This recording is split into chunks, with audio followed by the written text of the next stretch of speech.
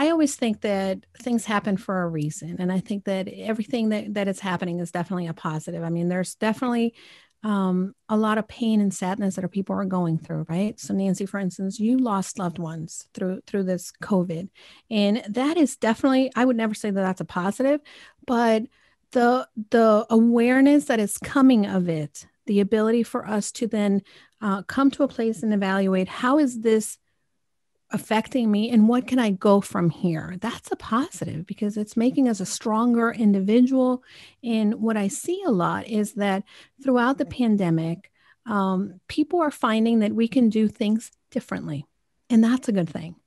And we are given this opportunity. So for instance, and I'll go back to education, which is a really big thing that everyone is talking about and everybody's become more aware. One of the biggest things that I've talked about in my career is that education is until COVID hit, for all intents and purposes, we were teaching our kids in the same manner that we learned, our parents learned, or even our grandparents learned, right? You went into a school, you sat in a building, and there's some tweaks and changes here and there, and there's reform, but no real big widespread reform. The reality is that not everyone learns the same way. Not everybody has the same opportunity, number two. And number three, our kids are not the same learners that we are.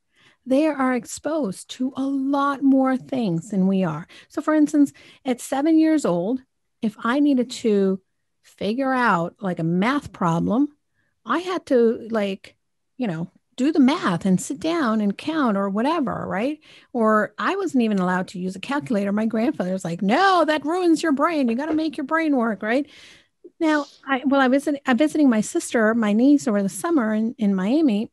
She's 7 and I wanted, the teacher in me, even though it was summertime, I wanted her to keep going with her science and math because that's important for girls.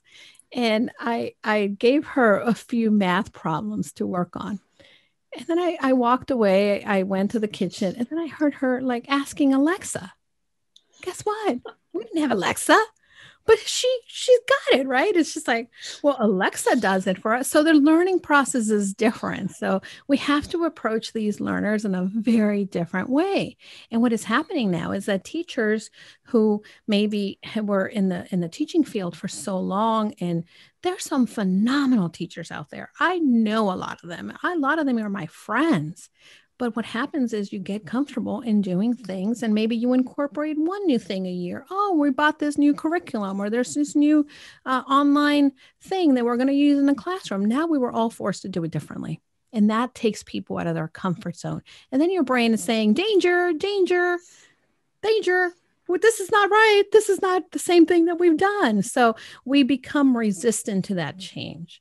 So a lot of that is going on. It's growing us as a society, is growing us as people, as individuals, as families. And we need to look that, yes, our brain is saying, this is terrible. This is awful, but we're creating new ways in which things are going to be done moving forward, whether it be in education, whether it be in the career world. And people are now finding that, hey, if I'm going to be at home, Netflix is not going to cut it. Maybe I can, rekindle a hobby. Maybe I can bake more, whatever it is. So there's a lot of things that are coming out of this that are phenomenal.